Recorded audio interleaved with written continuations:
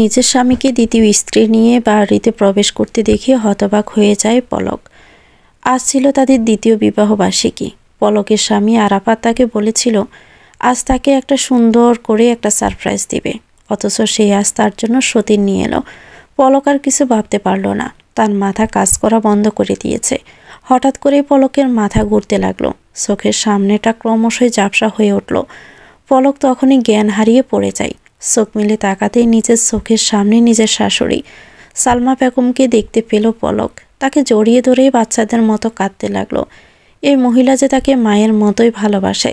সালমা বেগম পলকের মাথায় হাত বুলিয়ে বলেন, আমার তোমাকে সান্ত্বনা দেওয়ার কোনো ভাষা নেই মা। আমার ছেলে যে এমন কিছু করবে আমি ভাবতেও পারিনি। এসব কিছু তোমার শ্বশুর মশাই আর ওর পরিকল্পনা। ওই যে মেয়েটাকে বিয়ে করেছে সে হলো তোমার শ্বশুর মশাইয়ের বন্ধুর মেয়ে। তোমার শ্বশুর মোটা অঙ্কের যৌতুক নিয়ে এই বিয়েটা দিয়েছে। পলক ছটফট করতে লাগলো। সালমা বেগমের উদ্দেশ্যে কাতর স্বরে বলল, আমাকে একবার আরাফাতের সাথে কথা বলার ব্যবস্থা করে দিন মা, আমার ওর থেকে অনেক কিছু জানার আছে। সালমা বেগম কিছু বলতে যাবেন, তার পূর্বেই সেখানে চলে আসে আরাফাতের নতুন বউ মালিহা। মালিহা সেখানে এসে পলকের উদ্দেশ্যে বলে, আরাফাতের সাথে তোমার আর কোনো কথা থাকতে পারে না। আরাফাত আমায় কথা দিয়েছে ও তোমাকে তালাক দিবে। পলকের পুরো দুনিয়া যেন অন্ধকার হয়ে গেল। এসব কি বলছে মেয়েটা? পলক উঠে দাঁড়িয়ে মালিহার পাশে এসে বলল, আরাফাত সত্যি এমন কথা বলেছে? আমি মিথ্যে বলি না, তোমার জন্য সত্যিই আমার অনেক খারাপ লাগছে, কিন্তু আমার কিছু করার নেই। নিজের সংসার বাঁচানোর জন্য যদি তোমার সংসার ভাঙতে হয় তাহলে আমাকে তাই করতে হবে। তুমি কিভাবে পারলে একটা মেয়ে হয়ে আরেকটা মেয়ের সংসার ভাঙতে? মালিহা বিষণ্ণ সুরে বলল, আমি নিজেও ঠকে গেছি পলক। আমার আর আরাফাতের বিয়ে কিন্তু আজ হয়নি, আমাদের বিয়ে হয়েছে আরও 1 বছর আগে। আমি আমার আব্বু আম্মুর সাথে লন্ডনে ছিলাম, আমি লন্ডনেই বড় হয়েছি। গত বছর সিলেটে ফেরার পরে আব্বু আমাকে বলে তার বন্ধু ছেলের সাথে বিয়ে দিতে চাই। আমি তখন কোনো আপত্তি করিনি, কারণ আমি সবসময় আমার পরিবারের পছন্দ মতোই বিয়ে করতে চেয়েছিলাম।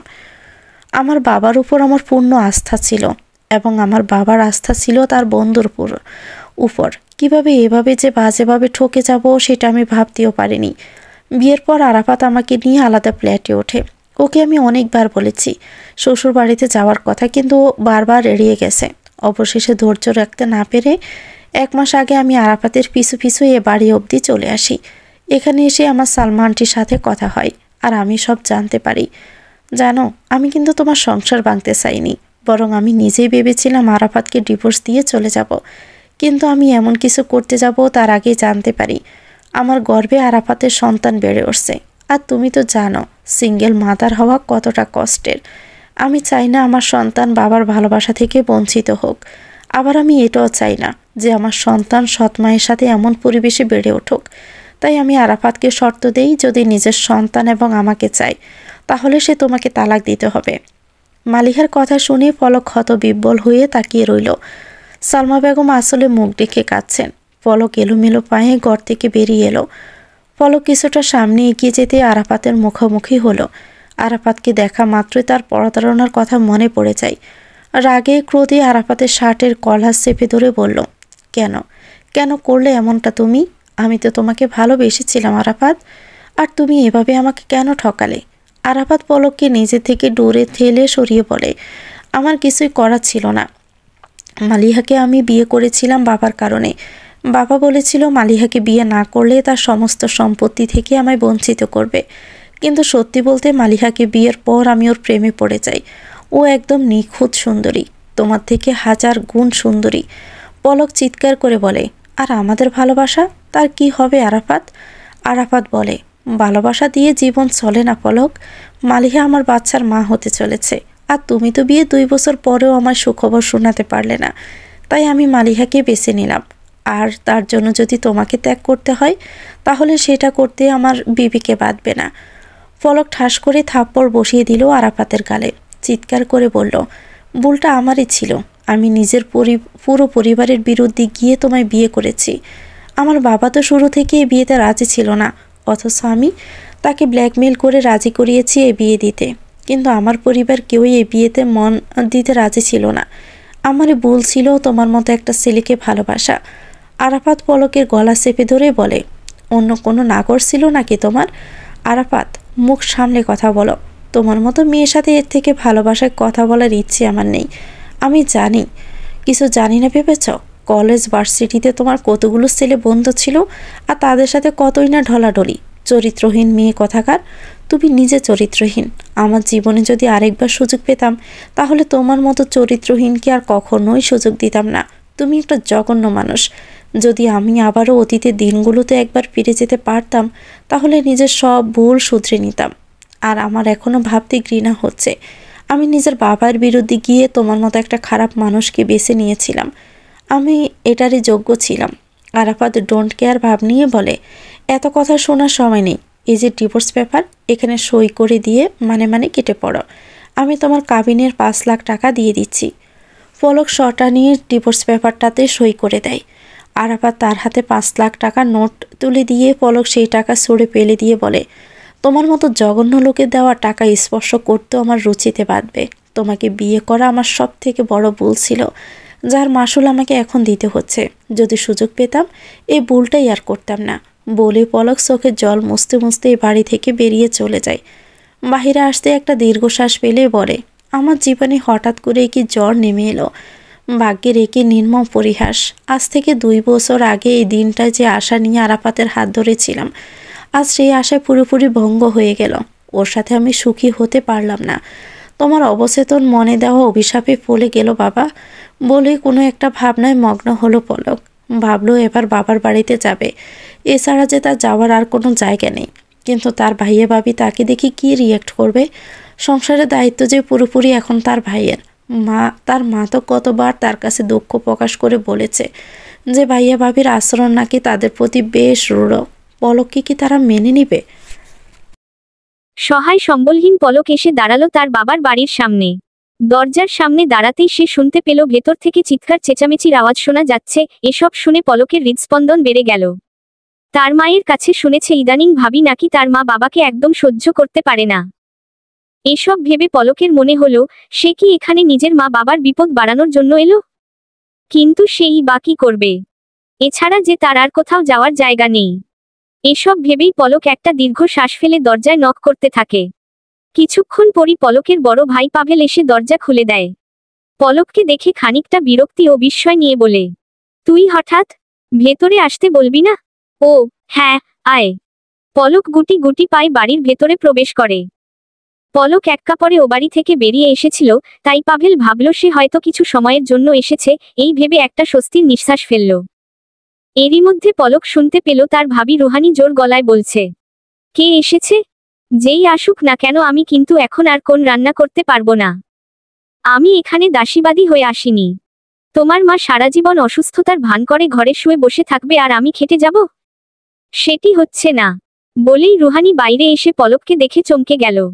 কিছুটা অপ্রস্তুত হয়ে বলল, পলক তুমি হঠাৎ করে কিছু না জানিয়েই চলে এলে কেন? আমি কি আসতে পারি না? সেটা না, আসলে বাদ দাও। এসেই যখন পড়েছ তখন ভেতরে এসো। পলক ভেতরে প্রবেশ কর। পলকের বাবা পারভেজ ইসলাম লাঠিতে ভর দিয়ে ড্রয়িং রুমে এসে বলেন, কে এসেছে বৌমা? এসেই তিনি পলককে দেখতে পান। পলক নিজের বাবাকে দেখে আবেগঘন হয়ে পড়ে। বিয়ের 2 বছরে খুব কমই নিজের বাবার বাড়িতে আসার সৌভাগ্য হয়েছে। সবশেষ এসেছিল 6 মাস আগে। তখন তার বাবা একদম ঠিক ছিল। মায়ের কাছে শোনা কয়েক মাস আগে বাথরুমে পড়ে গিয়ে পারভেজ ইসলাম পায়ে আঘাত পান। ডাক্তার বলেছিলে পা ভেঙে গেছে, চিকিৎসা করালে ঠিক হয়ে যাবে। কিন্তু রুহানির পাভেলকে এসবের পেছনে টাকা খরচ করতে নিষেধ করে দেয়, যার কারণে চিকিৎসার অভাবে তার পায়ের অবস্থা আরো খারাপ হয়ে যায়। তারপর থেকে লাঠিতে ভর করেই হাঁটতে হয় ওনাকে। পারভেজ ইসলামকে দেখে পলক আর নিজের চোখের জল আটকে রাখতে পারে না, দৌড়ে গিয়ে বাবাকে জড়িয়ে ধরে কাঁদতে কাঁদতে বলে, এ তোমার কি হাল আব্বু? আমি আলহামদুলিল্লাহ ভালো আছি। তুই কেমন আছিস? পলক উত্তরে আর কিছু বলতে পারে না। রুহানি খানিক ঠেস দিয়ে বলে, নিজের পছন্দমতো ছেলেকে যখন বিয়ে করে নিয়েছে তখন তো ভালোই থাকবে, তাই না পলক? পলক তখনও নিশ্চুপ। পারভেজ ইসলাম বলেন, তোর আম্মু আমাদের ঘরে শুয়ে আছেন। কিছুদিন ধরে তার শরীর ভালো যাচ্ছে না, বিছানা থেকেও একদম উঠতে পারছে না, চল গিয়ে দেখে আসবি। পলক হতভম্ব হয়ে নিজের বাবার দিকে তাকিয়ে থাকে। এই তো 3 দিন আগেই তার মায়ের সাথে কথা হলো। তার মা তো বলেছিল তিনি একদম আছেন। তাহলে কি সেসব পলক যাতে দুশ্চিন্তা না করে সেই জন্য? পলক আর ভাবতে পারল না। ছুটে চলে গেল নিজের মায়ের কক্ষে। পলকের মা নূর বেগম বিছানায় শুয়ে কাতরাচ্ছেন। কয়েকদিন থেকেই কোমরের ব্যথায় ঠিকমতো উঠে দাঁড়াতে পারেন না। পলক রুমে এসেই আম্মু আম্মু বলে ডাকতে শুরু করে। পলকের ডাক শুনে নূর বেগম উঠে বসার চেষ্টা করেন কিন্তু ব্যর্থ হন। পলক নূর বেগমের পায়ের কাছে বসে কান্নার সুরে বলতে থাকে, এ তোমার কি হাল আম্মু? নূর বেগম হালকা হেসে বলেন, আমি একদম ঠিক আছি। তুই বল, তোর কি অবস্থা? হঠাৎ এভাবে চলে এলি? একদম মিথ্যা কথা বলবে না। আমি বেশ ভালোই বুঝতে পারছি তোমরা একদম ঠিক নেই। পারভেজ ইসলাম পিছন থেকে বিষণ্ণ সুরে বলেন, কেন ঠিক থাকবো না? বয়স হলে সবারই এমন একটু আধটু সমস্যা হয়। তুই একটু বেশিই ভাবছিস আমাদের নিয়ে। দেখছিস না পাভেলকে?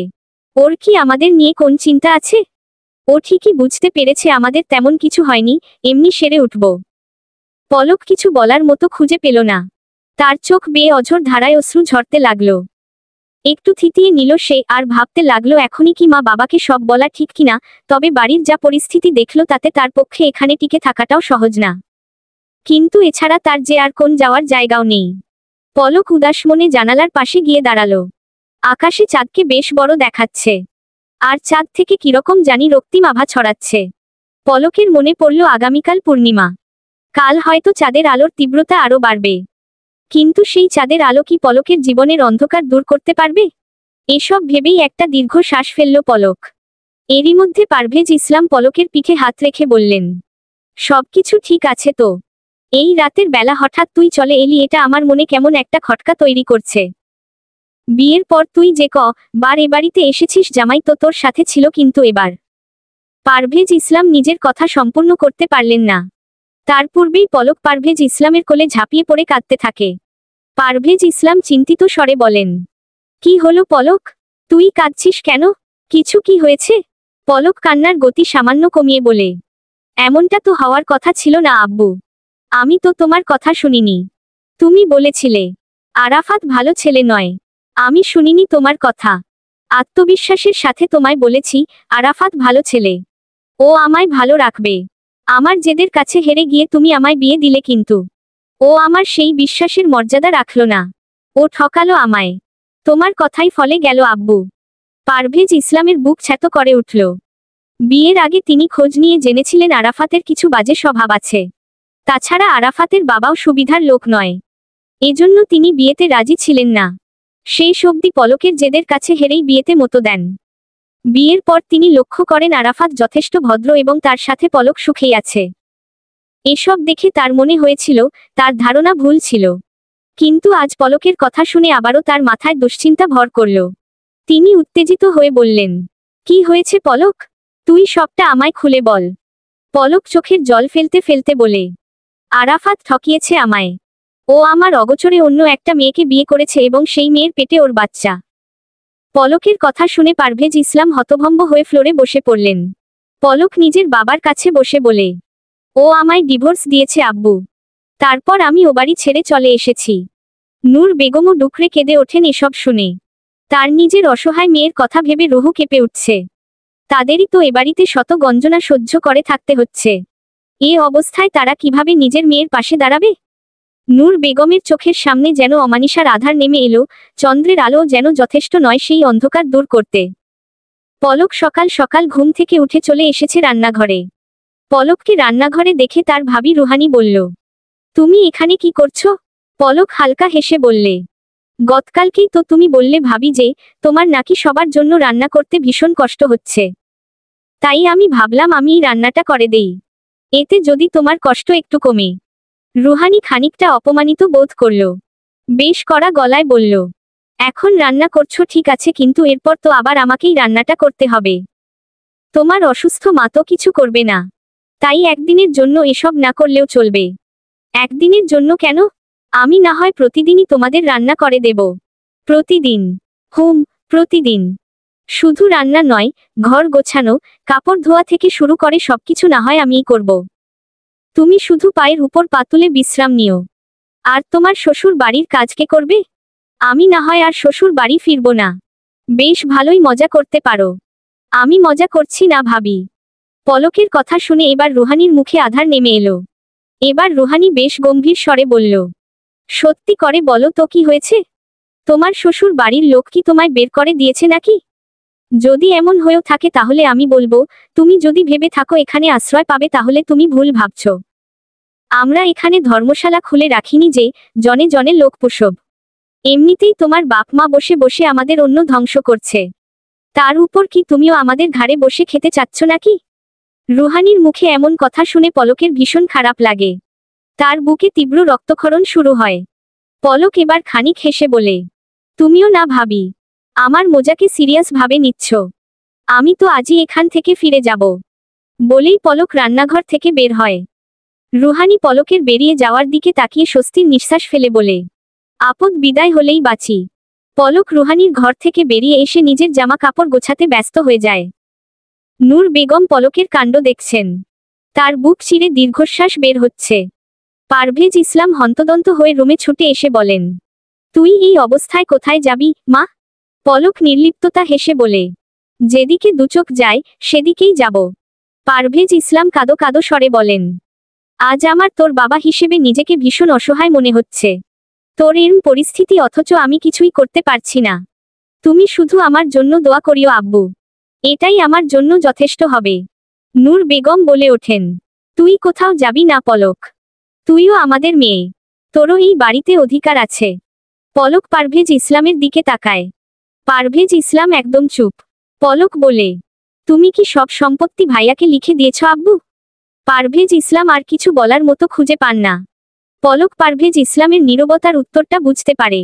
তাই সে দীর্ঘ শ্বাস ফেলে বলে, এখন এই বাড়িতে কে থাকবে না সব সিদ্ধান্ত ভাইয়া আর ভাবিই নেবে। কারণ এই বাড়িটা এখন তাদের। নূর বেগম ছলছল নয়নে তাকিয়ে বলেন, তাই বলে আমরা নিজের মেয়েকে এই সময়ে নিজেদের কাছে আশ্রয় দিতে পারবো না। এ কেমন নিয়তি? পারভেজ ইসলাম নিজের স্ত্রীর পাশে বসে বলেন, এটাই বুঝি আমাদের কপালে লেখা ছিল নূর। আমরা হলাম এই দুনিয়ার সবথেকে অসহায় মা বাবা, যাদের তার সন্তানের পাশে দাঁড়ানোর মুরদ নেই। নূর বেগম বুঝতে পারেন না এই অবস্থায় কি করবেন। পলকও নিজের সব জিনিসপত্র গোছাতে ব্যস্ত। নূর বেগম বলেন, অন্তত আজকের রাতটা এখানে কাটা, তারপর আমরা দেখছি কোন ব্যবস্থা করা যায় কিনা। আমি চাই না আম্মু, আমার জন্য তোমাদের বিপদ বাড়ুক। বাড়ির যা পরিস্থিতি দেখছি আমার জন্য না তোমাদেরকেই বৃদ্ধাশ্রমে পাঠিয়ে দেয়। তার থেকে ভালো আমি নিজেই চলে যাই। নূর বেগম তবুও মানতে চান না, কিন্তু পলকও একরোখা। অবশেষে তিনি হার মেনে নেন। পারভেজ ইসলামকে বলেন, যাও আমার আলমারি খুলে আমার সোনার কানের দুল আর কিছু নগদ টাকা আছে সেটা নিয়ে এসো। পারভেজ ইসলাম চুপচাপ তাই করেন। নূর বেগম পলকের হাতে সেই সোনার কানের দুল আর কিছু নগদ টাকা তুলে দেন। অতঃপর বলেন, একজন ব্যর্থ মায়ের এই সামান্য টা সাহায্য নিজের কাছে রাখো। এটা দিয়ে যতদিন চলতে পারিস চল, যদি কোন একটা ব্যবস্থা হয়। পলক এসব নিতে অস্বীকৃতি জানিয়ে বলে, এসবের কোন দরকার নেই আম্মু, তোমরা এসব নিজেদের কাছে রাখো, তোমাদের অবস্থাও তো ভালো না। যদি তোমাদের কোন বিপদে এসব কাজে লেগে যায়। নূর বেগম শক্ত গলায় বলেন, না, এসব তোকে রাখতেই হবে। পারভেজ ইসলামও বলেন, তোর মা যা বলছে তাই কর। এখন সময়টা আবেগের নয়, বিবেকের। আমাদের দুই বুড়ো বুড়ির জীবন তো কোন ভাবে চলে যাবে এখানে। তোর সামনে তো এখনো একটা পুরো জীবন বাকি। আমরা তো এটাও জানি না আমাদের অবলা মেয়ে কিভাবে চলবে সামনের দিনগুলো। দেখ, যদি কোন নারী পুনর্বাসন কেন্দ্র বা আশ্রমে যদি থাকার কোন ব্যবস্থা করতে পারিস, তাহলে অন্তত আমরা নিশ্চিন্তে থাকতে পারি। পলক আর না করতে পারে না। বাধ্য মেয়ের মতো এসব কিছু নিজের কাছে রেখে দেয়। মা বাবার জোড়াজুড়িতে সেদিনটা বাড়িতেই কাটায় পলক। যদিও এর জন্য পাভেল এবং রুহানির অনেক তিক্ত কথা শুনতে হয়েছে, কিন্তু সেসব সে গায়ে মাখেনি। সেদিনটা কোনোভাবে কাটায়। সন্ধ্যার দিকে পারভেজ ইসলাম যখন বাজারে যান এবং নূর বেগম ঘুমে আচ্ছন্ন এমন সময় পলক একাকী বাড়ি থেকে বের হয়। কেননা সে জানে মা বাবা তাকে বের হতে দেয়ার ভরসা পাবে না। কিন্তু এখানে থেকে সে তাদের বিড়ম্বনায় ফেলতে চায় না।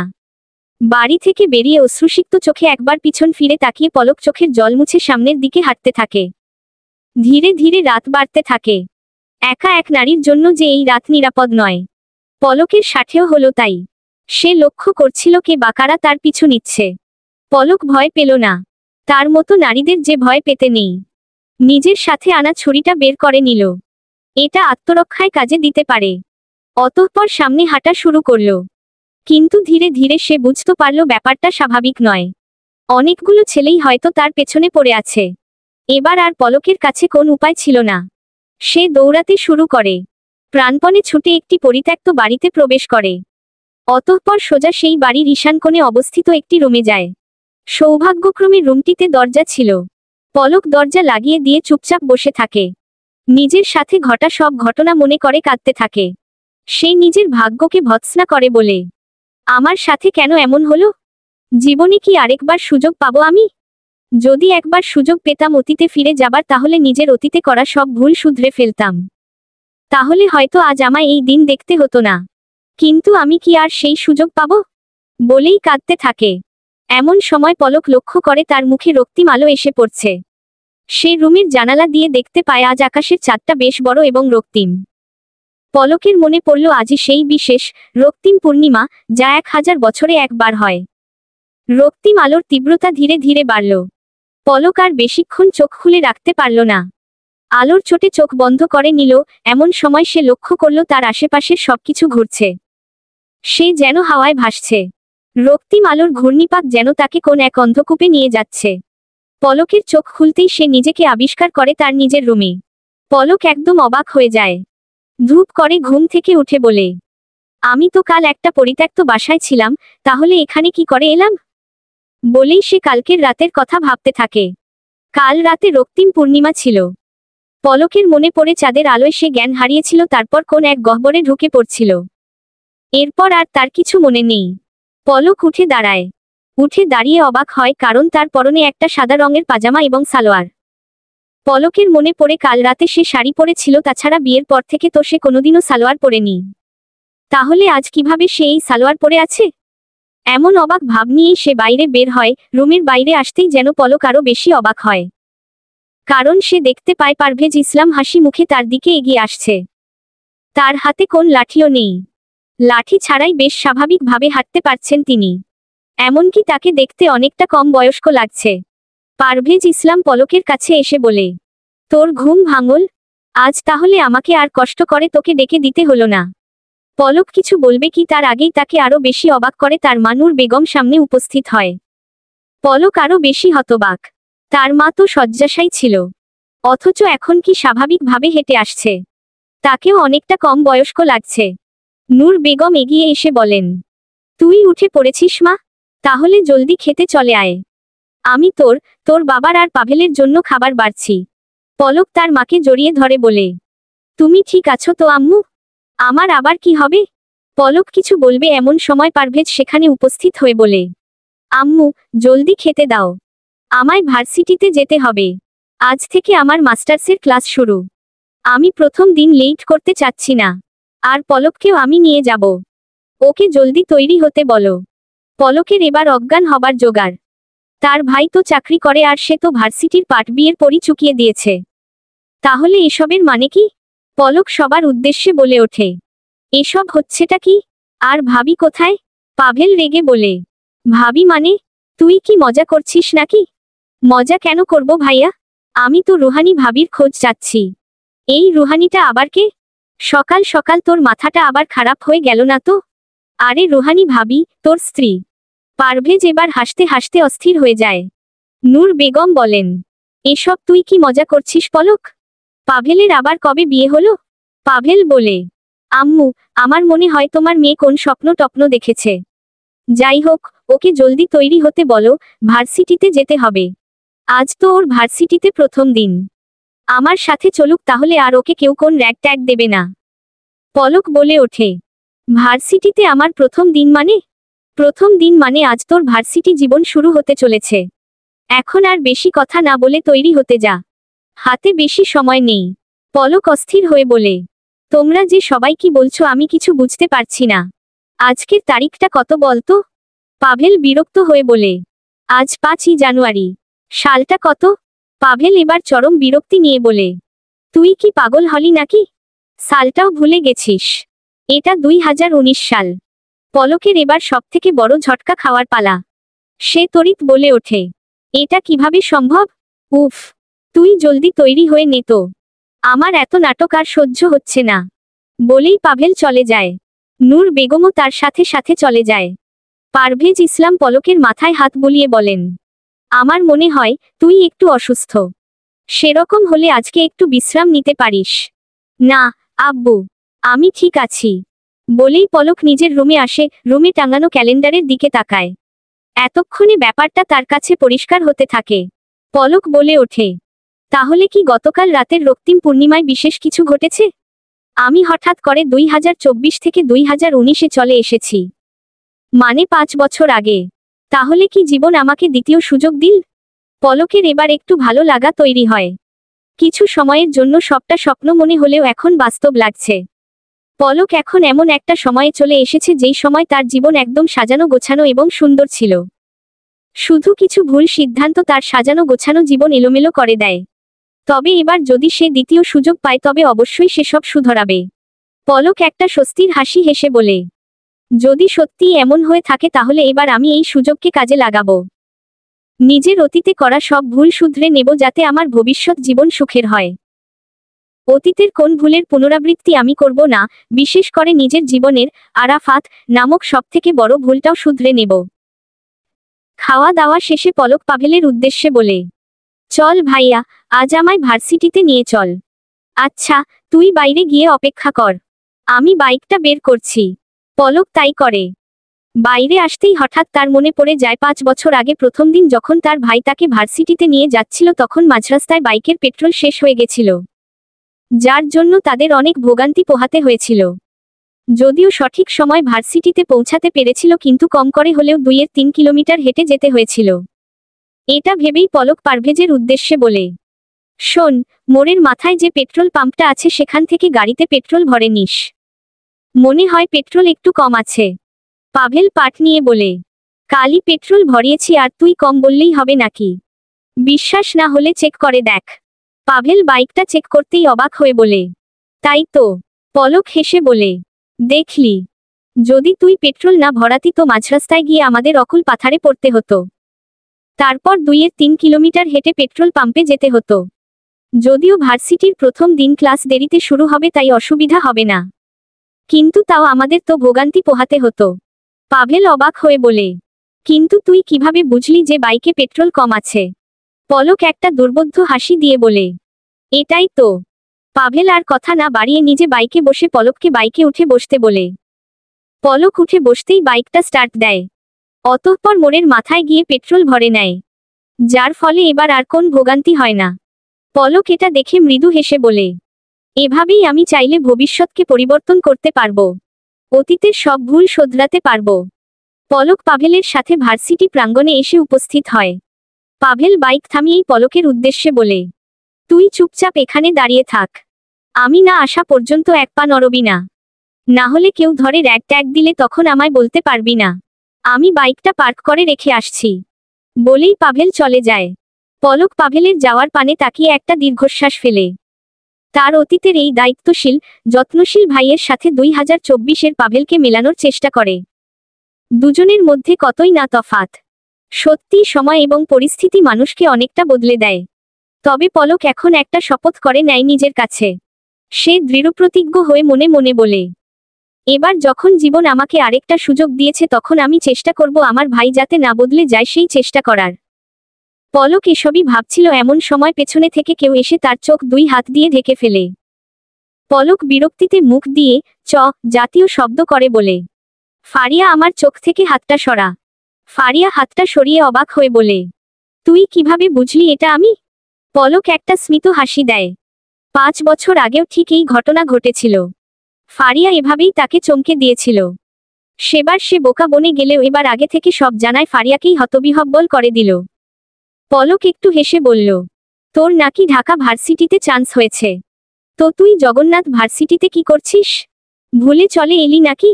ফারিয়া আমতা আমতা করে বলে, এমনি ঘুরতে এসেছি। পলক আবারও হেসে বলল, নাটক কম করো প্রিয়, আমি খুব ভালো করেই জানি তোমার এই ভার্সিটিতেই চান্স হয়েছে। ফারিয়া তো আরো অবাক, পলক এত কিছু কিভাবে জানল। এদিকে পলক খুব আনন্দ পাচ্ছে ফারিয়াকে এভাবে বিড়ম্বনায় ফেলে। কারণ 5 বছর আগে ফারিয়া তাকে মিথ্যা বলে কতই না ঠকিয়েছিল। এসব ভাবতে ভাবতে পলকের মুখে হঠাৎ আধার নেমে আসে। তার মনে পড়ে বর্তমান সময়ে ফারিয়া মোটেই ভালো নেই। পলকের মতো সেও জীবনে কিছু ভুল সিদ্ধান্ত নিয়েছিল যা তার জীবন একদম তছনছ করে দিয়েছে বাজেভাবে। এমনকি বর্তমান ফারিয়ার অবস্থা পলকের থেকেও খারাপ। এসব ভেবেই পলক হঠাৎ ফারিয়াকে জড়িয়ে ধরে বলে, আমি এবার শুধু নিজের না, তোর জীবনটাও শুধরে দেব। তোকে আমি কোন ভুল সিদ্ধান্ত নিতে দেব না। ফারিয়া তো পলকের এমন কথা শুনে অবাক হয়ে যায়। ফারিয়া হলো পলকের বাল্যকালের বান্ধবী। হাই স্কুল থেকে তাদের বন্ধুত্ব শুরু, এমনকি তারা একই কলেজেও পড়াশোনা করেছে। একে অপরের সেরা বন্ধু তারা। ফারিয়া একটু দুষ্টু, মিথ্যা বলে বোকা বানাতে পছন্দ করে, তবে মনের দিক থেকে অনেক ভালো এবং পরোপকারী। পলক ফারিয়াকে ছেড়ে দিতেই ফারিয়া বলে, এখানে আর কতক্ষণ দাঁড়িয়ে থাকবি? চল একটু সামনে থেকে ঘুরে আসি। আগে তোর বিচারটা করি, কেন আমায় মিথ্যা বলেছিলি। ভেবেছিলাম তোকে চমকে দেব, কিন্তু এখন তো নিজেই চমকে গেলাম। তুই সব ধরে ফেললি। পলক বাঁকা হাসে। হঠাৎ করেই তাদের কানে হট্টগোলের আওয়াজ আসে। ফারিয়া সামনে তাকিয়ে দেখে সেখানে বেশ ভিড় লেগেছে। তাই সে বলে ওঠে, পলক ওই দেখ, ওখানে কেন জানি অনেক ভিড়। চল তো গিয়ে দেখি কি হয়েছে। বলেই সে সামনের দিকে পা বাড়ায়। পলকও তার পিছু পিছু যায়। গিয়েই পলক যা দেখে তাতে তার মানসিক শান্তি অনুভূত হয়। কয়েকজন সিনিয়র ছেলে পেলে আরাফাতকে ঘিরে ধরেছে। তারা সবাই তাকে র‍্যাগ হিসেবে কান করে 100 বার উঠবস করতে বলছে, কিন্তু আরাফাত তাদের সাথে তর্ক করে চলেছে। আরাফাতকে দেখেই পলকের মাথায় রাগ উঠে যায়। এই শয়তানটা তার সাথে যা করেছে তার প্রতিশোধ নেওয়ার ইচ্ছা জাগে।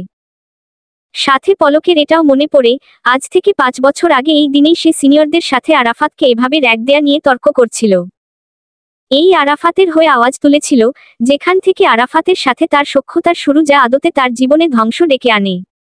অতীতের কথা ভেবে পলক হাত মুষ্টিবদ্ধ করে নেয়। ফোঁস ফোঁস করতে করতে সম্মুখপানে এগিয়ে যায়। সবার সামনে গিয়ে বলে, কি হচ্ছে এখানে? তখনই সিনিয়রদের মধ্যে শ্যামবর্ণের বেশ সুদর্শন এক ছেলে, যার নাম হাসিব, সে বলে ওঠে, তুমি কে? আমাদের মধ্যে ইন্টারফেয়ার করো না। এই ছেলেটা ভার্সিটি নতুন এসে মাস্তানি দেখাচ্ছে। সিনিয়রদের মুখে মুখে তর্ক করছে। একে আমরা উচিত শিক্ষা দিব। আরাফাত একটা মাসুম ফেস করে পলকের দিকে তাকায়। 5 বছর আগে এই মাসুম ফেস দেখেই পলক গলে গিয়েছিল এবং আরাফাতের হয়ে তর্ক করেছিল। তবে এখন তো পলক সেই আগের মতো নেই। তার মনে এখন আরাফাতের জন্য প্রবল ঘৃণা। তাই সে বলে ওঠে, একদম ঠিক করছেন আপনারা ভাইয়া। ক্যাম্পাসে নতুন এসে মাস্তানি, সিনিয়রদের সাথে বেয়াদবি, এসবের জন্য এই রাবিশটাকে উচিত শিক্ষা দিন, যেন আর কখনো এমন করার সাহস না পায়। আমি তো বলবো, কান ধরে উঠবস করানো কম হয়ে যায়, ওকে আপনারা হলরুমে নিয়ে গিয়ে উচিত শিক্ষা দিন। আরাফাত হতবাক হয়ে পলকের দিকে তাকায়, যেন সে অন্য কিছু আশা করছিল। পলক একটা বাঁকা হাসি দেয় আরাফাতের দিকে তাকিয়ে। এই ছেলে তার সাথে যা করেছে তার করায় গন্ডায় হিসাব মিলাবেই সে। সিনিয়রদের মধ্যে পলকের এমন মন্তব্য নিয়ে বেশ কানাঘুষা শুরু হয়। হাসিব বলে, এই মেয়ে, তোমার কাছে কেউ পরামর্শ চায়নি, তুমি যাও এখান থেকে। পলকের ভীষণ রাগ হলো। সে বলল, আমি তো আপনাদের হয়েই কথা বললাম ভাইয়া। এই ছেলেটা আপনাদের সাথে বেয়াদবি করেছে জন্য তাকে উচিত শিক্ষা দিতে বললাম। এতে আমার ফল্ট কি? হঠাৎ এক গম্ভীর পুরুষালী স্বর ভেসে ওঠে, সিনিয়রদের পরামর্শ দেয়াই তোমার ফল্ট। প্রথমবার জন্য ওয়ার্নিং দিয়ে ছেড়ে দিলাম, এরপর এমন করলে ডাইরেক্ট অ্যাকশন নিব। স্বরটা অনুসরণ করে সেদিকে পানে তাকায় পলক।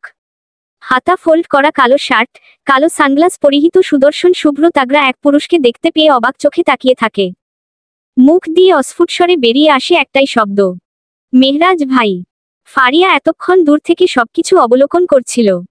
পলককে সিনিয়ররা এমন ওয়ার্নিং দিতেই সে সামনে এসে পলকের হাত ধরে টেনে বলে, সিনিয়রদের মুখে মুখে তর্ক করতে যাস না পলক, এটা ডেঞ্জারাস হতে পারে। চুপচাপ চল এখান থেকে। পলক তবুও এক পাও সরে না। সে শুধু একদৃষ্টিতে তাকিয়ে থাকে সেই সুদর্শন যুবক মেহরাজের দিকে। মেহরাজ পলকের এই দৃষ্টি দেখে ভ্রু কুঁচকে ফেলে। পলকের থেকে কিছুটা দূরত্ব বজায় রেখে দাঁড়িয়ে বলে, মানছি আমি অনেক সুদর্শন, তাই বলে এমন করে হ্যাবলার মতো তাকিয়ে থাকার কিছু হয়নি। পলক দ্রুত চোখ সরিয়ে নিয়ে বলে, দুঃখিত ভাইয়া, আমি জুনিয়র, আমার আপনাদের ব্যাপারে কথা বলা উচিত হয়নি। আপনাদের যা ইচ্ছা আপনারা করুন। বলেই পলক সামনের দিকে আগায়। মেহরুজ কিছুক্ষণ অবাক চোখে তাকিয়ে থাকে। ফারিয়াও আসে পলকের পিছু পিছু। পলকের উদ্দেশ্যে বলে, তুই কি চিনিস ওই লোকটাকে? তোর এমন কেন মনে হলো? তুই যেভাবে ওনার দিকে তাকিয়ে কথা বললি তাতে কেমন জানি ডাউট লাগলো। পলক সামান্য হেসে বলে, উনি মেহরাজ চৌধুরী। এই ক্যাম্পাসের একটা পাতাও ওনার আদেশ ছাড়া নড়ে না। পড়াশোনা করছেন অনার্স ফাইনাল বর্ষে। তবে ওনারা ভয় এই ক্যাম্পাসে বাঘে গরুতে এক ঘাটে জল খায়। সবাই ওনায় মান্য করে চলেন, কারণ উনি একজন ছাত্রনেতা। তুই এত কিছু জানলি কিভাবে? শুভাকাঙ্ক্ষীদের ব্যাপারে একটু খোঁজ খবর রাখতে হয়। উনি তোর শুভাকাঙ্ক্ষী? কিভাবে? পলক চোখ বন্ধ করে বলে, একসময় আমিও এটা বুঝিনি যে উনি আমার শুভাকাঙ্ক্ষী, কিন্তু আমার কাছে সবটা দিনের আলোর মতো পরিষ্কার। পলক ও ফারিয়া হাঁটতে হাঁটতে নিজেদের ক্লাসের দিকে এগিয়ে যায়। যেতে যেতেই তারা পাভেলের মুখোমুখি হয়। পলক পাভেলকে না বলে দূরে যাওয়ার কারণে বেশ বকা খায়। পলক সেসব গায়ে মাখে না। ফারিয়া পলককে বলে, তোর ভাই তোর জন্য কত কেয়ার কর। তোর ভাগ্যটা কত ভালো। ইস, আমারও যদি এমন একটা ভাই থাকতো। পলক একটা গভীর দীর্ঘশ্বাস ফেলে বলে, ভাগ্যের কথা তো বলা যায় না ফারিয়া। মানুষ কখন যে বদলে যায় সেটা বলা দেয়। তবে আমি চেষ্টা করব যাতে সম্পর্কের মধুরতা না হারায়। ভার্সিটিতে প্রথম দিনকার ক্লাস করে ফারিয়া এবং পলক দুজনেই বেরিয়ে আসে। ফারিয়া পলককে বলে, ভার্সিটির প্রথম দিনটা তো মোটামুটি ভালোই গেল, এরপর কি হয় সেটা দেখি। এভাবেই গল্প করতে করতে তারা দুজনে সামনের দিকে এগিয়ে যাচ্ছিল। এমন সময় তাদের মুখোমুখি দেখা হয়ে যায় আরাফাতের। আরাফাতের সাথে তার বন্ধু জাহিদও ছিল। আরাফাতকে দেখেই তো পলকের মাথা একদম গরম হয়ে যায়। সে আরাফাতকে পাশ কাটিয়ে যেতে নেবে এমন সময় আরাফাত তার পথ আটকে ধরে বলে, এই মেয়ে দাঁড়াও, তোমার সাথে আমার অনেক বোঝাপড়া বাকি আছে। পলক বুকে হাত গুজে দাঁড়িয়ে বলে, তোমার মতো ছেলের সাথে কথা বলার রুচি বা সময় কোনোটাই আমার নেই। আরাফাত দাঁতে দাঁত চেপে বলে, আমার মতো ছেলে মানে কি? হ্যাঁ, আমি তো তোমাকে চিনিও না। তো আজ কেন তুমি সিনিয়রদের সামনে আমার বিপক্ষে কথা বললে? তোমার জন্য ওরা আমায় ক্লাবঘরে নিয়ে গিয়ে। কথাটা বলেই নিজের কাঁধে হাত রাখে আরাফাত। দেখে বোঝাই যাচ্ছিল ভীষণ মার খেয়েছে। পলক যেন পৈশাচিক আনন্দ পেল। যা ফুটে উঠল তার তৃপ্তির হাসিতে। আরাফাতের বন্ধু জাহিদ পলকের সেই হাসি দেখে বলল, এই মেয়ে, তুমি এভাবে হাসছো কেন? আর আমার বন্ধুর সাথে কি শত্রুতা তোমার? ও তো তোমার কোন ক্ষতি করেনি, তাহলে শুধু শুধু ওকে বিপদে ফেললে কেন? পলকের চোয়াল শক্ত হয়। সে বলে, ধরুন ভবিষ্যতের কোন বোঝাপড়া মিটিয়েছি। আর এটা তো সবে শুরু। সামনে আরো কত কি বাকি আছে। জাহিদ অবাক হয়ে জানতে চায়, ভবিষ্যতের বোঝাপড়া মানে? সেটা সামনেই জানতে পারবেন। বলেই পলক তাদের দুজনকে পাশ কাটিয়ে চলে যায়। ফারিয়াও যায় তার পিছু পিছু। জাহিদ আরাফাতকে উদ্দেশ্য করে বলে, মেয়েটা কিরকম অদ্ভুত তাই না? আরাফাত মোহিত স্বরে বলে, আসলেই মেয়েটাকে বেশ ইন্টারেস্টিং লাগলো। বেশ সুন্দরীও আছে। তোর মনে কি চলছে বলতো? বুঝতে পারছিস নিশ্চয়ই? তা আর বোঝার বাকি আছে। তুই তো এক নাম্বারের প্লেবয়। কত মেয়ের সাথেই তো। এই মেয়েটা ডিফারেন্ট। একে একটু বেশিই ভালো লেগে গেছে। ভাবছি এবার সিরিয়াস রিলেশনে যাব। তোর আর সিরিয়াস রিলেশন? তোর যা চরিত্র আমার তো মনে হয় বিয়ের পরেও বউ ছেড়ে অন্য মেয়ের পিছু ঘুরবি। কথাটা বলেই দুই বন্ধু একসাথে হেসে উঠল। এদিকে ফারিয়া পলকের পেছনে পেছনে আসতে আসতে বলল, তোকে কেন জানি আজ ভীষণ অচেনা লাগছে আমার পলক। পলক ফারিয়ার দিকে তাকিয়ে বলল, হঠাৎ এমন কেন মনে হচ্ছে তোর? তোর কথাবার্তা অনেকটা জ্ঞানীদের মতো শোনাচ্ছে। যেন একলাফে তোর বয়স 4-5 বছর বেড়ে গেছে, জীবনে কত কিছুর অভিজ্ঞতা অর্জন করে ফেলেছিস এমন লাগছে। পলক একটা ক্রূর হাসি দিয়ে বলে, হয়তো এমনই। মানে? মানে কিছু না। চল সামনের দিকে যাই। ওদিকে একটা ফুচকাওয়ালা মামা আছেন। ওনার ফুচকার সেই স্বাদ একবার খেলে জীবনে ভুলবি না। অবশ্য এরপর থেকে তুই রোজ রোজ ওনার দোকানে ফুচকা খাবি। তুই এত কিছু কিভাবে জানলি পলক? ম্যাজিক। ফারিয়া আর কথা না বাড়িয়ে সামনের দিকে এগিয়ে যায়। আর পলক ঘড়িতে সময় দেখতে থাকে। ফারিয়া ও পলক সেই ফুচকাওয়ালার দোকানে ফুচকা খাচ্ছিল। ফারিয়া ফুচকা খেয়ে মুগ্ধ হয়ে বলে, সত্যিই তো দারুণ খেতে। তারা দুজনে ফুচকা খাওয়ায় ব্যস্ত ছিল এমন সময় হঠাৎ একটা মেয়ে দৌড়ে দৌড়ে এসে তাদের সামনে দাঁড়িয়ে হাঁপাতে থাকে। পলক মেয়েটাকে দেখে কিছু একটা মনে করে। মেয়েটাকে ভীষণ চেনা চেনা লাগছে। একটু মনে করেই অবাক স্বরে বলে, তুমি মুস্কান নাকি মমতা? মাথার দুধারে বেনি করা লাল সালোয়ার কামিজ পরিহিত মেয়েটা অবাক চোখে পলকের দিকে তাকিয়ে বলে, আমি মুস্কান। কিন্তু আপনি কি করে জানলেন যে আমার একটা যমজ বোনও আছে যে আমার মতোই দেখতে? পলক হালকা হেসে বলে, আমি তোমারই ব্যাচমেট, তাই আমাকে আপনি করে বলতে হবে না। আর আমি তোমার ব্যাপারে সবটাই জানি। এটাও জানি যে তুমি এই ভার্সিটির ছাত্রনেতা মেহরাজ চৌধুরীর বোন। তো যাই হোক, তুমি এত হাঁপাচ্ছ কেন? কিছু কি হয়েছে? মুস্কান নিজের বিস্ময়কে দূরে ঠেলে বলে, ভার্সিটিতে দুই পক্ষের মারামারি চলছে। তার মধ্যে আমার ভাইয়াও রয়েছে। আমার এসব মারামারি দেখে ভীষণ ভয় লাগে, তাই ছুটতে পালিয়ে এলাম। পলক বলল, কোথায় মারামারি হচ্ছে আমায় বলো তো, একটু ঘুরে আসি। মুস্কান ইশারা করে দেখায়, ওইদিকে। কিন্তু ওখানে যেও না, বিপদ হতে পারে। পলক মুস্কানের কথায় পাত্তা না দিয়ে সেদিকেই যেতে থাকে। ফারিয়া ফুচকা রেখে পলকের পেছনে ছুটতে ছুটতে বলে, পলক শোন আমার কথা, ওদিকে যাস না, বিপদ হতে পারে। কিন্তু কে শোনে কার কথা? পলক নিজের মতো সামনে এগিয়ে যেতে থাকে। একটু সামনে এগিয়ে যেতেই দেখে দুপক্ষের মারামারি চলছে। মেহরাজের বিপক্ষে লড়ছে এই ভার্সিটির গুন্ডা বাহিনী বলে পরিচিত আশরাফ আলমগীর। পলকের সব মনে আছে। এই আশরাফ আলমগীরের সাথে মেহরাজের সাপে নেউলে সম্পর্ক। এই আশরাফ আলমগীর মোটেই সুবিধা লোক নয়। আশরাফ আলমগীরের পাশে দাঁড়িয়ে থাকা তার ডান হাত তথা চাচাতো ভাই জুয়েলকে দেখে পলকের আরো রাগ হলো। মনে পড়ে গেল কিছু তিক্ত স্মৃতি। ফারিয়া সেখানে দৌড়ে আসতেই সে ফারিয়াকে বলল, তুই যা এখান থেকে। কিন্তু তুই আমাকে নিয়ে চিন্তা করিস না, আমি সামলাতে পারবো নিজেকে। তুই তো জানিস আমি অনেক বদলে গেছি, আর আগের মতো ফুটবল নই। বলেই সে আবার ঘড়ির দিকে তাকায়। পলকের বেশ ভালোই মনে আছে 5 বছর আগে আজকের দিনে ভার্সিটিতে রক্তারক্তি ঘটে গেছিল। মেহরাজ, আশরাফ, জুয়েল প্রত্যেকেই মারাত্মক আহত হয়েছিল, তবে এবার সে মেহরাজকে বাঁচাতে চায়। তাই আগেভাগেই পুলিশকে ইনফর্ম করে রেখেছে, যে কোনো সময় তারা চলে আসবে। পলকের ভাবনার মাঝেই পুলিশের গাড়ির সাইরেন শোনা গেল। পুলিশের আসার শব্দে সবাই ছত্রভঙ্গ হয়ে গেল।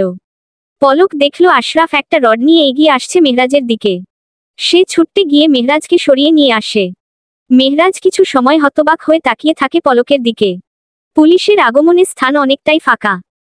পলক মেহরাজকে একটু দূরে একটা বটগাছের কাছে নিয়ে গিয়ে তার হাতে তৈরি হওয়া ক্ষততে ব্যান্ডেজ করিয়ে দিতে থাকে। মেহরাজ বলে ওঠে, কে তুমি? আমার এত উপকার করছো কেন? তখনই পলকের কানে ভেসে আছে স্মৃতি থেকে কিছু শব্দ। আমি তোমাকে আবারও সতর্ক করছি পলক, আরাফাত ছেলেটা ভালো না। তুমি ওর থেকে দূরে সরে আসো। পলক নম্রস্বরে বলল, ধরুন, আমি কারো ঋণ শোধ করছি, যে একসময় আমার জীবনের আগাম বিপদ সম্পর্কে সতর্কবার্তা দিয়েছিল, কিন্তু আমি তা উপেক্ষা করছিলাম, যার জন্য আমার জীবনটাই তছনছ হয়ে যায়। মেহরাজ অবাক হয়ে তাকিয়ে থাকে পলকের মুখ পানে। দূর থেকে এই দৃশ্য দেখে সাদা টপস আর জিন্স পরিহিত একটা মেয়ে তার থেকে কিছুটা দূরে দাঁড়ানো শ্যামপুরুষকে উদ্দেশ্য করে বলে, এই মেয়েটা কে হাসিব ভাই? ভাইয়ার এত খেয়াল রাখছে যে। হাসিব বলে, সকালে তোমাকে যেই মেয়ের কথা বলেছিলাম এটাই সেই মেয়ে, মুমতা। এমন সময় মুস্কান সেখানে ছুটে আসে। হাসিবকে দেখেই তার ঠোঁটের কোণে হাসি ফুটে ওঠে, কিন্তু হাসিবের পাশে মুমতাকে দেখে সেই হাসি মিলিয়ে যায়। পলক মেহরাজের সেবা শুশ্রূষা করে নিজের বাড়ি যাওয়ার জন্য রওনা দিল। রাস্তায় এসে দাঁড়াতেই পাভেল পলককে বাড়িতে নিয়ে এলো। বাড়িতে এসে পলক বসে পড়ল খাতা কলম নিয়ে। তার জীবনে এখন অনেক দায়িত্ব। আগে একটা লিস্ট তৈরি করতে হবে যে সে কি করবে, কিভাবে অতীতটাকে পাল্টে নিজের এবং নিজের প্রিয়জনদের জীবন আরো সুন্দর করে গঠন করবে। পলকের এহেন ভাবনার মাঝেই হঠাৎ করে হট্টগোলের শব্দ শুনতে পেরে বাইরে এলো। এসেই দেখল পাভেল তার মাকে জড়িয়ে ধরে আছে। পারভেজ ইসলাম ও নূর বেগম দুজনেই বেশ খুশি লাগছে। পলককে আসতে দেখেই পাভেল পলকের কাছে এসে বলল, একটা খুশির খবর আছে পলক, জানিস? পাভেলকে পুরো কথা শেষ করতে না দিয়েই পলক বলল, তুই একটা সফটওয়্যার ডেভেলপমেন্ট কোম্পানিতে চাকরি পেয়েছিস, তাই তো? পাভেল অবাক হয়ে বলল, তুই কিভাবে জানলি? পলক উত্তরে কিছু বলল না। পাভেল কিছুক্ষণ থেমে অতঃপর বলল, আমার সফটওয়্যার বিষয়ে ধারণা থাকায় চাকরি পেয়ে গেলাম। মাস্টার্স শেষ করার পর আরো ভালো পোস্টে নিয়োগ পাব। পলক অবাক হলো না, কারণ এসব সে আগেও শুনেছে। পারভেজ ইসলাম বলল, এটা তো অনেক খুশির খবর। আমার ছেলে এত ভালো একটা চাকরি পেল। নূর বেগম বললেন, চাকরিটা যখন পেয়েছে তখন এবার ওর বিয়ের ব্যবস্থা করো। একটা ভালো মেয়ে দেখে আমাদের ছেলের বিয়ের ব্যবস্থা করে দেই। পারভেজ ইসলাম বলেন, এটা একদম ঠিক বলেছ তুমি। তা পাভেল, তোর কি পছন্দের কেউ আছে? থাকলে আমাদের বলতে পারিস। পাভেলের মুখের হাসি হঠাৎ মিলিয়ে যায়। সে খানিক বিরস মুখেই বলে, না, তেমন কেউ নেই। তাহলে তো আমাদের পছন্দের মেয়েকেই তুমি বিয়ে করতে পারো, তাই না? পাভেল মাথা নাড়ায়। পলক বিচক্ষণ দৃষ্টিতে পাভেলের দিকে তাকায়। তার কেন জানি মনে হচ্ছিল পাভেল কিছু লুকাচ্ছে। যদিও 5 বছর আগে অতীতে সে বিষয়গুলোকে খুব একটা গুরুত্ব দেয়নি, কিন্তু বর্তমানে বিষয়টা আলাদা। তাকে ভবিষ্যৎটা সুন্দর করতে হলে অতীতে কোন ভুল কিছু ঘটে থেকে থাকলে তাকে শোধরাতে হবে। পাভেল নিজের রুমের দিকে রওনা দিলে পলক তার পিছন পিছন যায়। পাভেল পলককে নিজের পেছনে আসতে দেখে বলে, তুই কি কিছু বলতে চাস আমায়? পলক সাহস করে বলে ফেলে, তোর কি সত্যি কাউকে পছন্দ নেই ভাইয়া? পাভেল একটু থেমে বলে, না রে, নেই। তুই আমাকে আর জ্বালাস না তো। আমি অনেক টায়ার্ড হয়ে আছি, একটু বিশ্রাম নিতে দে। বলেই পাভেল নিজের রুমে চলে যায়। পলক ক্যালেন্ডারের দিকে তাকিয়ে বলে, আজ 5ই জানুয়ারি 2019, 30শে জানুয়ারি ভাইয়ার বিয়ে হয় ভাবির সাথে। সেই হিসেবে আমার হাতে 1 মাসেরও কম সময় আছে। এর মধ্যেই যা করার করতে হবে। রুহানি ভাবি এই বাড়ির জন্য মঙ্গলজনক নয়, তাই আমাকেই ব্যাপারটা সামলাতে হবে। পলক নিজের রুমে এসে শুয়ে পড়ে। ঘুম থেকে উঠে দেখে বিকেল হয়ে গেছে। পলক একটা দীর্ঘ শ্বাস ফেলে বলে, আমায় এভাবে শুয়ে বসে থাকলে হবে না। অতীতে যখন একবার ফিরে এসে জীবনে নতুন সুযোগ পেয়েছি, তো এবার সেই সুযোগকে কাজে লাগাতে হবে। বলেই পলক নিজের রুম থেকে বাইরে আসে। পারভেজ ইসলামকে দেখতে পেয়েই সে বলে, আব্বু, আমার সাথে একটু বাইরে চলো তো। কোথায় যাব? সেটা গেলেই দেখতে পারবে। বলেই সে পারভেজ ইসলামকে নিয়ে ব্যাংকে চলে যায়। ব্যাংকে গিয়ে পারভেজ ইসলামকে একটা ব্যাংক অ্যাকাউন্ট খুলে দিয়ে বলে, এখন থেকে তুমি এই অ্যাকাউন্টে টাকা রাখবে তোমার আর মায়ের জন্য। পারভেজ ইসলাম বলেন, এসবের কি দরকার ছিল? আমাদের কাছে তো তুই আছিস, পাভেল আছে। তোরাই তো আমাদের ভবিষ্যৎ। কারো ভরসায় থেকো না আব্বু। মানুষ বদলাতে সময় নেয় না। আমায় কথা দাও যে তুমি এখানে নিয়মিত টাকা রাখবে। আচ্ছা, ঠিক আছে। এই টাকা কিন্তু কোন কাজে খরচ করবে না। আম্মু বা ভাইয়াকেও জানাবে না। আচ্ছা, আচ্ছা। পলক একটা স্বস্তির নিঃশ্বাস নেয়। বাসায় ফিরতে ফিরতে সন্ধে হয়ে যায়। পলক বাসায় ফিরে একটু ফ্রেশ হয়ে সামান্য নাস্তা খেয়ে বিছানায় শুয়ে পড়ে। পলক একবার বিছানার এদিক তো আরেকবার ওদিক গড়াগড়ি করছিল, কিন্তু তার দুচোখে কিছুতেই ঘুম আসছিল না। হঠাৎ কিছু একটা মনে পড়তেই সে উঠে বসে পাভেলের রুমের বাইরে গিয়ে দেখে দরজার ছিটকানি লাগানো। পলকের মনে সন্দেহ জাগে, তাই সে তাদের বাসার ছাদে চলে যায়। ছাদে গিয়ে দেখে পাভেল ফোনে কারো সাথে কথা বলছে।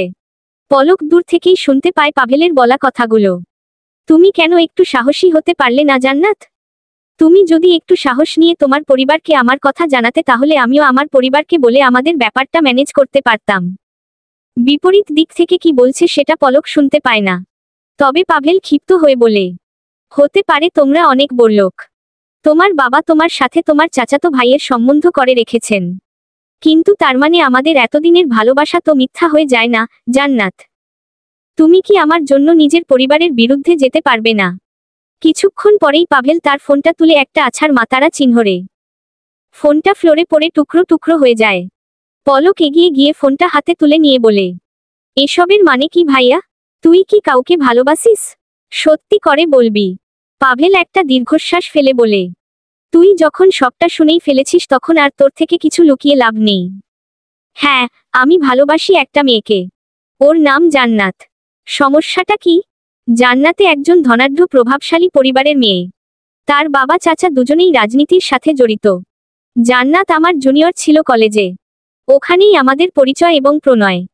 ও বর্তমানে ঢাকা মেডিকেলে পড়াশোনা করছে। আমাদের দীর্ঘ 6 বছরের সম্পর্ক। কিন্তু জান্নাত সবকিছু করেছে গোপনে, কারণ ওর পরিবার ওকে অনেক শাসনে রাখে। এতদিন ও আমায় বলতো একটা ভালো চাকরি জোগাড় করে ওর পরিবারের কাছে সম্বন্ধ নিয়ে যেতে।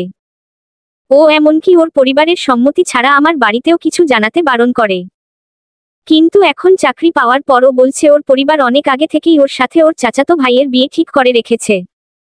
ও নিজের পরিবারের বিপক্ষে যেতে চাইছে না। আমি বুঝতে পারছি না কি করব। পলক নিজের ভাইয়ের সব কথা মনোযোগ দিয়ে শোনে। এখন তার কাছে অনেক বিষয় পরিষ্কার হয়ে যায়। 5 বছর আগের স্মৃতিগুলো মানসপটে ভেসে ওঠে। রুহানির সাথে বিয়ের সময় তার ভাই এটা নিয়ে বেশি একটা খুশি ছিল না। বিয়ের পরেও তাদের দাম্পত্য জীবন সুখের ছিল না। রোজ রোজ ঝগড়াঝাটি লেগেই থাকত।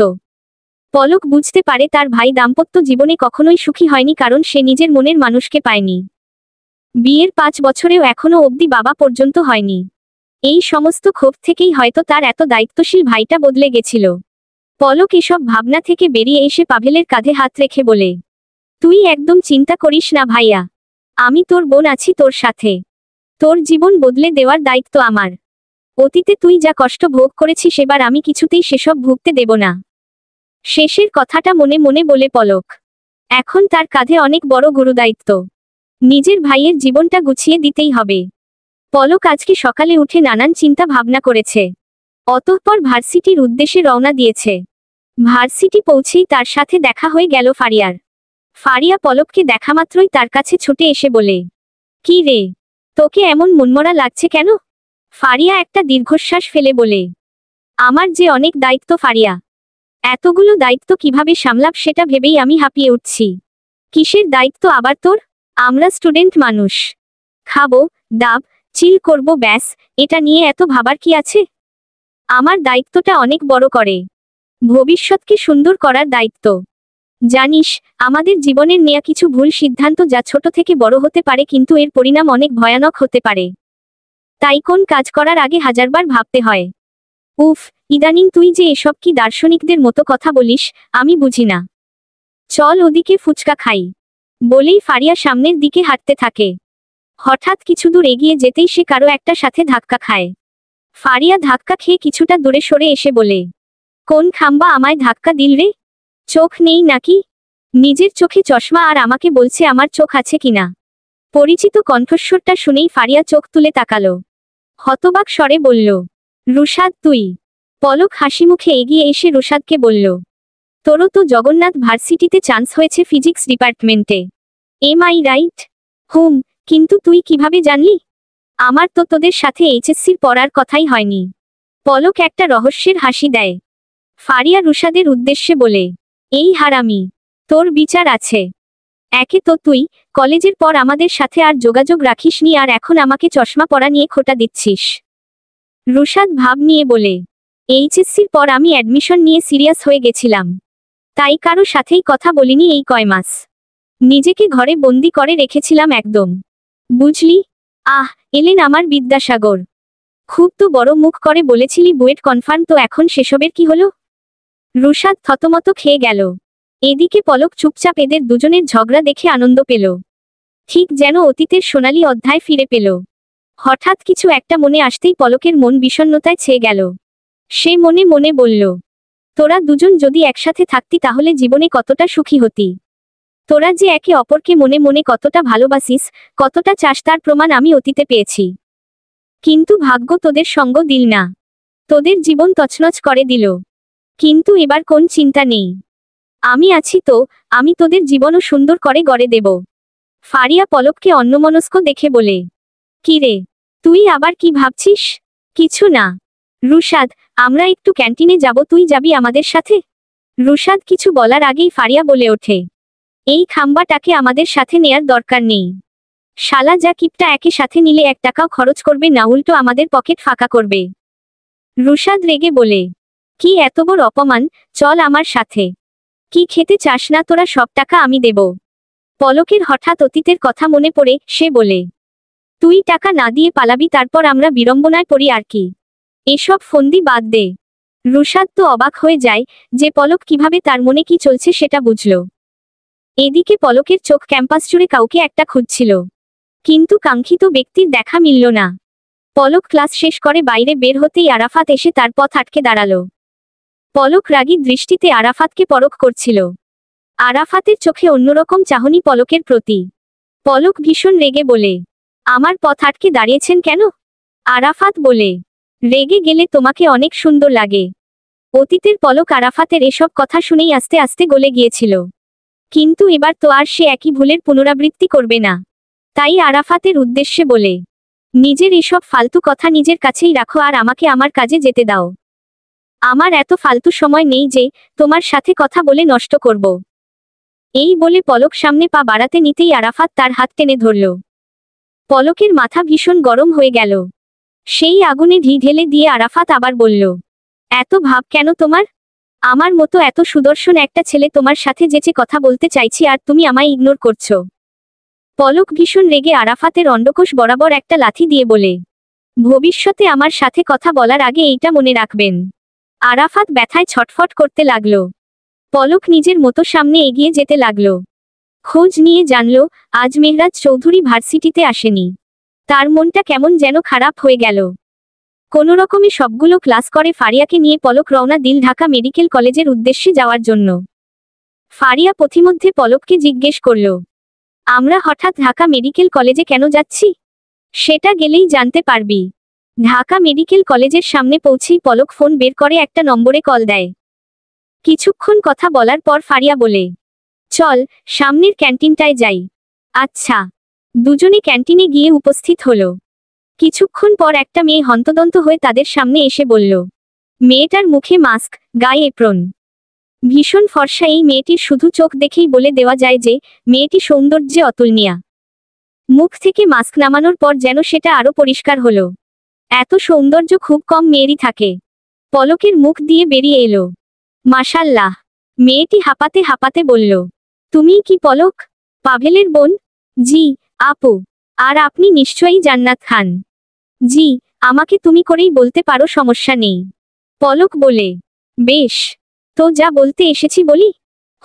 বলো। ভাইয়াকে তুমি কেন এতটা কষ্ট দিচ্ছ আপু? ভাইয়া তোমাকে কতটা ভালোবাসে বোঝো না। শুধুমাত্র তোমাকে নিজের করে পাওয়ার জন্য কত কষ্ট করে একটা চাকরি জোগাড় করলো, আর এখন তুমি তাকে এভাবে বলছো যে তুমি তাকে বিয়ে করতে পারবে না। জান্নাত একটা দীর্ঘশ্বাস ফেলে বলে, আমি বুঝতে পারছি সবটাই, কিন্তু আমারও যে হাত পা বাঁধা। ছোটবেলা থেকে আমি নিজের পরিবারের করা শাসনে মানুষ হয়েছি। কখনো তাদের বিরুদ্ধাচরণ করার সাহস হয়নি। দুঃসাহস তো দেখালাম কলেজে উঠে তোমার ভাইয়াকে ভালোবেসে। তবুও দীর্ঘ 6 বছর ধরে আমি এই দুঃসাহস দেখিয়ে চলেছি। অতি সাবধানতা অবলম্বন করাই আমার পরিবার ব্যাপারটা জানতে পারেনি। ভালোবাসায় এত লুকোচুরি কেন আপু? আমার ভাইয়া কি খারাপ ছেলে? তুমি তো ভাইয়াকে ভালোবাসো। তুমি জানো না তার ব্যাপারে? আমি সবটাই জানি, কিন্তু তোমরা কিছুই জানো না। তুমি তো জগন্নাথ বিশ্ববিদ্যালয়ে পড়ো, রাইট? আমার ভাই চাচাতো ভাই দুজনেই ওখানে পড়ে। ওদের হয়তো তুমি চিনবে। আমার ভাই জুয়েল আর আমার চাচাতো ভাই আশরাফ। আমার চাচা একজন প্রভাবশালী নেতা। আমার ভাইয়েরাও যে কম নয় সেটাও তোমাদের অজানা নয়। আমার সাথে আশরাফ ভাইয়ের বিয়ে ঠিক হয়ে গেছে। আগামী সপ্তাহেই আমাদের বিয়ে। আমাকে না চাইতেও এই বিয়েতে রাজি হতে হয়েছে। জান্নাতের গলা ধরে আসে। যদি আমার পরিবার পাভেলের ব্যাপারে কিছু জানতে পারে তো ওকে জ্যান্ত কবর দিবে। এই অবস্থায় আমি কি করতে পারি বলো? পলক অনেকক্ষণ ভাবে। তার মনে পড়ে একদিন রাতে তার ভাই মদ্যপ হয়ে বাড়িতে ফেরে। সেদিন তাকে ভীষণ বিধ্বস্ত লাগছিল। তখন না বুঝলেও এখন তা বুঝতে পারছে। আমরা ছোট ছোট বিষয়কে ইগনোর করে দেই, অথচ এটা জীবনে কত বড় সমস্যা তৈরি করে। পলক সারা রাস্তা এটা ভাবতে ভাবতে এসেছে যে কিভাবে সে জান্নাতের সাথে আশরাফের বিয়েটা ভাঙবে। যেভাবেই হোক না কেন এবার সে তার ভাইকে আর কোন কষ্ট পেতে দিবে না। এজন্য এই বিয়েটা আটকানো খুব জরুরি। হাজারবার ভাবার পর পলকের মাথায় একটি নামই এসেছে, আর সেটা হলো মেহরাজ। আশরাফ ও মেহরাজের দাকুমরা সম্পর্ক নিয়ে তো সবাইকে আর নতুন করে কিছু জানানোর নেই। ক্যাম্পাসের সবাই জানে তারা একে অপরের কত বড় শত্রু। তাই পলকের কাছে মনে হলো এই বিষয়ে তাকে কেবল মেহরাজ চৌধুরীই সাহায্য করতে পারে। তাই সে ভাবল যে করেই হোক মেহরাজ চৌধুরীর সাথে দেখা করতে যাবে।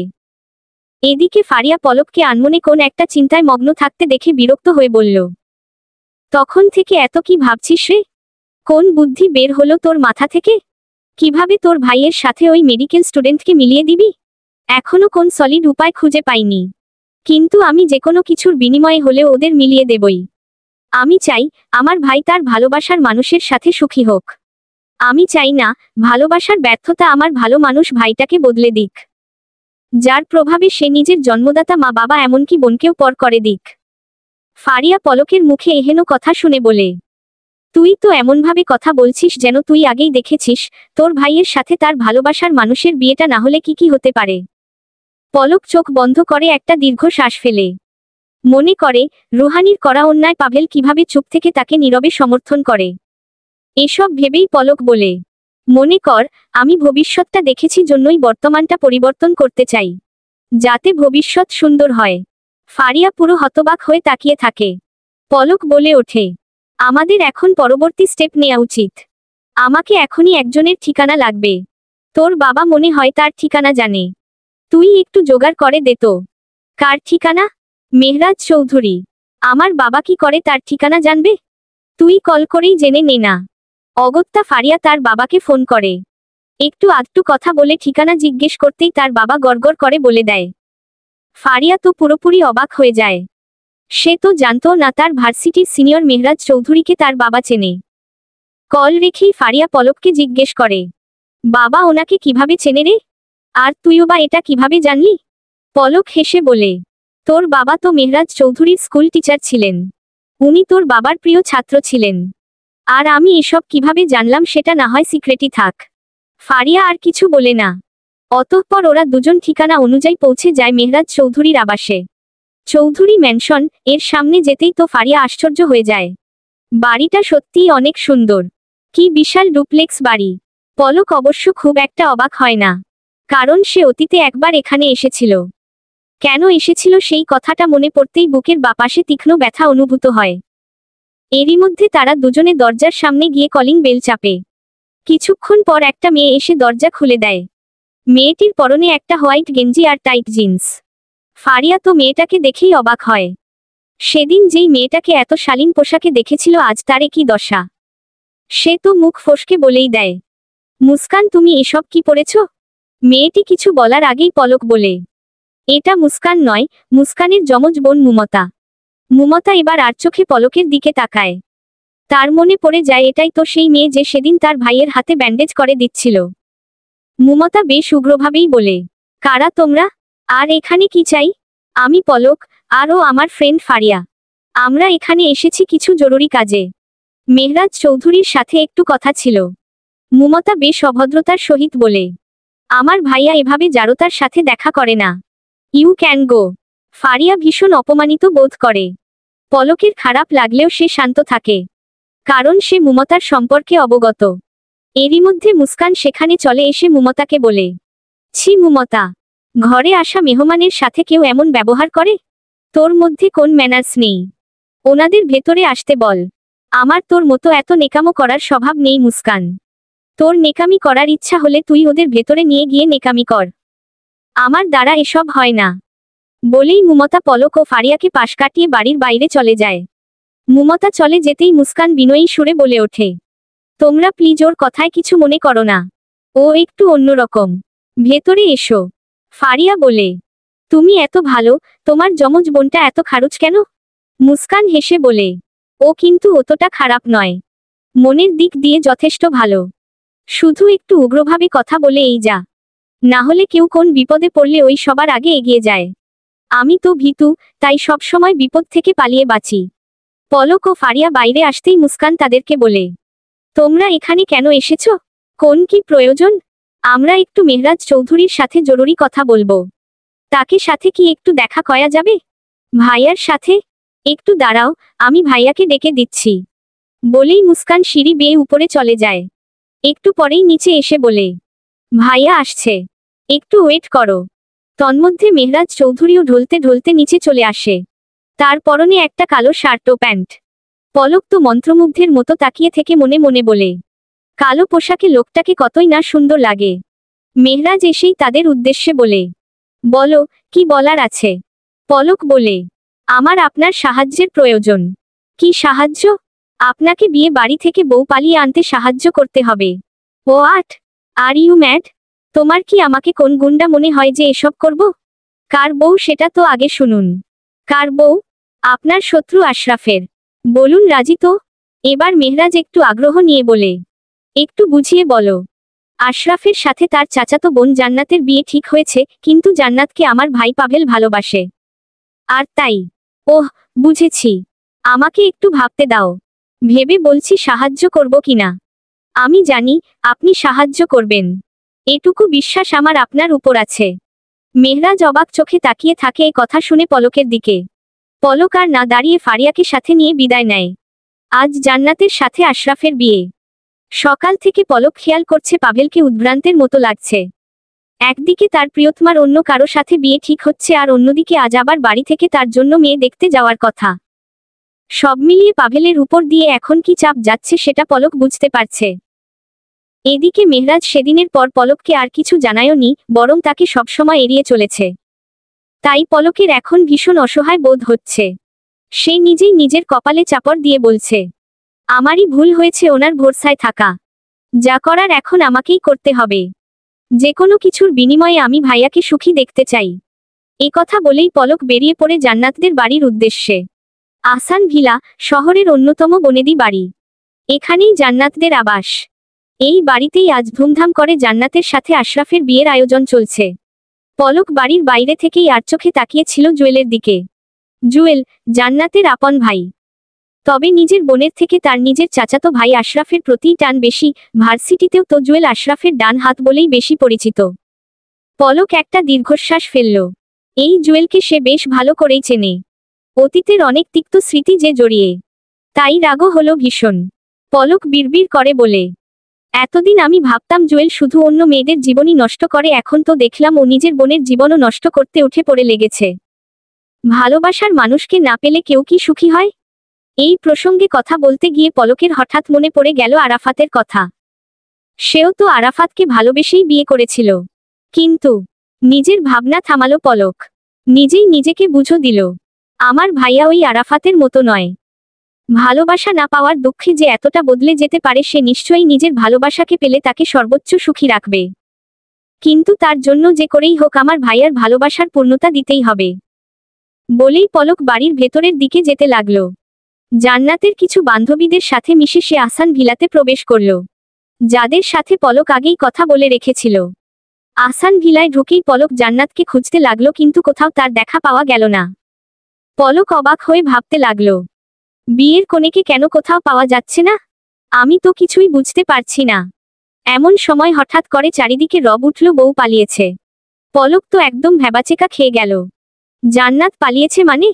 বাড়িতে যা গার্ডের ব্যবস্থা করেছে আহসান ভিলার পুরুষেরা, তাতে এভাবে পালানো কিভাবে সম্ভব? তাছাড়া জান্নাত যদি সত্যিই বিয়ের দিন পালিয়েই যায় তাহলে তো পাভেলের কাছেই যাবে। কিন্তু যদি সত্যি এমন হতো তাহলে তো পাভেলের সাথে রুহানির বিয়ে হতো না। তাহলে কি জান্নাত আবার ধরা পড়ে যাব? নাকি অতীতের ঘটনা এখন পরিবর্তন হচ্ছে? পলক কোন হিসাবই মিলাতে পারছে না। এমন সময় হঠাৎ পলকের ফোন বেজে ওঠে। পলক ফোনটা রিসিভ করতেই একটা চেনা পুরুষালী কণ্ঠ শুনতে পায়। এই মেয়ে, শোনো, এখন তো মনে হয় আহসান ভিলা থেকে কাউকে সরাসরি বের হতে দিবে না। তাই তুমি একটা কাজ করো, তুমি জান্নাতের ঘরে প্রবেশ করো। ওর ঘরের মধ্যে দেখবা একটা বড় ফ্রেমের ছবি, সেটা সরাতেই একটা টানেল দেখতে পারবে। ওই টানেল বেয়ে চলে আসো বাইরে। আমি জান্নাতকে নিয়ে কাজী অফিসে যাচ্ছি, আমার বন্ধুরা তোমার ভাইকে নিয়ে আসছে। বাকি কথা কাজী অফিসেই হবে। মেহরাজ চৌধুরী। কল কেটে যায়। পলক তো পুরো অবাক হয়ে যায়, সাথে খুশিও হয়। আনন্দের সাথে বলে, তার মানে ভবিষ্যৎ পরিবর্তন ঘটবে। এখান থেকেই কি তাহলে সেই পরিবর্তনের সূচনা ঘটল? এরই মধ্যে পলক খেয়াল করল চারিদিকে সবার চেকিং চলছে। জান্নাতের বাবা চাচারা সবাই ভীষণ ক্ষেপে গেছে।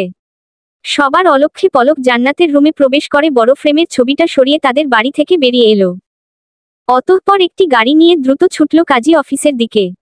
কাজী অফিসে পৌঁছেই পলক দেখল ইতিমধ্যেই জান্নাত এবং পাভেল সেখানে উপস্থিত। পলককে দেখামাত্রই মেহরাজ তার কাছে এসে বলল, এই মেয়ে, তুমি এত পাকনা কেন? তোমাকে কে বলেছিল আহসান ভিলায় যেতে? আমি তো বলেই ছিলাম আমি ব্যাপারটা দেখে নেব। তুমি যদি কোন বিপদে পড়তে তখন কি হতো? পলক রেগে বলে, এখন আপনি আমায় দোষ দিচ্ছেন? কই, এতগুলো দিন তো একবারও বলেননি যে আপনি কিছু করবেন। আমি তো তাই ভাবছি যে আপনি কিছুই করবেন না, তাই বাধ্য হয়ে নিজে চলে গেছিলাম। এরই মধ্যে মেহরাজের বন্ধু হাসিব বলে ওঠে, তোরা নিজেদের মধ্যে ঝগড়া করা বন্ধ কর। আগে দ্রুত এদের বিয়ের ব্যবস্থা করে ফেল, না হলে কখন আশরাফ, জুয়েলরা চলে এসে সব বিগড়ে দেয় বলা যায় না। ঠিক বলেছিস তুই। এই মেয়ে শোনো, যা ঝগড়া করার পরে করব। এখন আপাতত তোমার ভাইয়ের বিয়েটা সেরে ফেলি।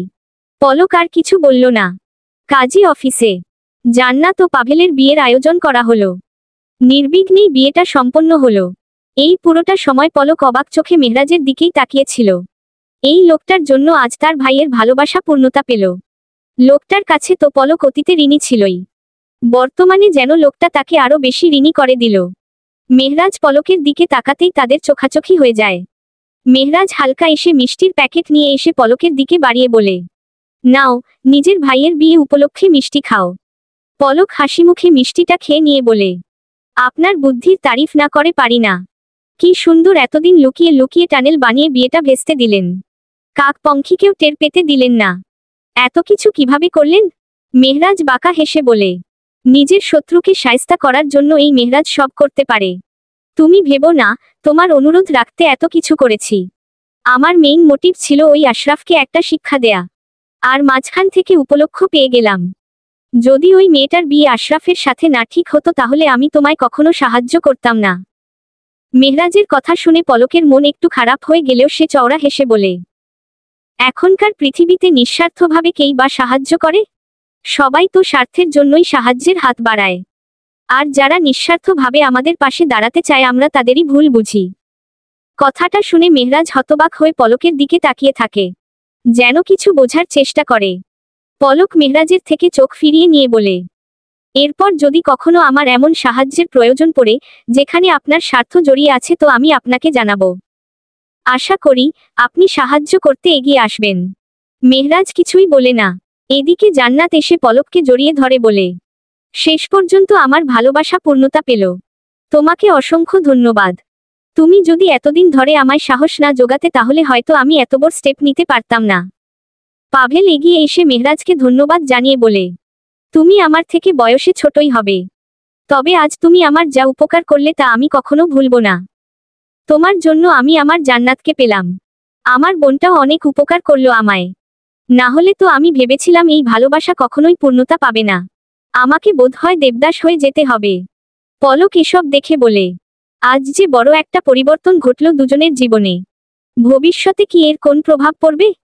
এখন ভবিষ্যৎ যে পুরোপুরি বদলে গেক। কি হবে এর পরিণাম? চলবে ইনশাআল্লাহ। হজ